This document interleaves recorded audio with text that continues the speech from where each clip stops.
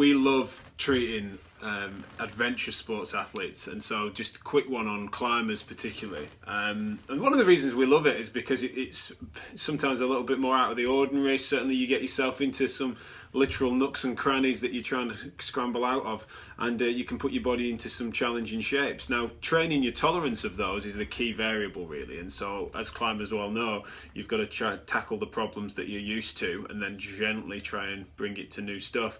But when it comes to physiotherapy for that, one of the key things that we want to be clear on is that we want to do everything we can to keep you on the wall and keep you out scrambling, particularly in the summer months. We know that that window of opportunity is pretty narrow in this country for the good weather, fair weather climbing, so we want to keep you there. But one of the things that we see as being mistakes that make us have to sometimes wind people back, rarely off the wall, but scale back some of the challenges that they have, is that there's sometimes a bit of too much adaptation before they seek help. Unlike other injuries, other sports and injuries, and people tend to sort of leave it come in a bit soon sometimes. We see it with climbers. They tend to have wrist, hand, shoulder problems that they try to manage themselves and adapt too long. It will affect your climbing. If you have a shoulder problem that you're finding yourself not being able to tolerate, or your strength to rotation on long grips is poor, you might find yourself able to problem solve it slightly differently and get your body closer so you're not having to overreach. But that's a real shame for you to have to compromise your form and your ability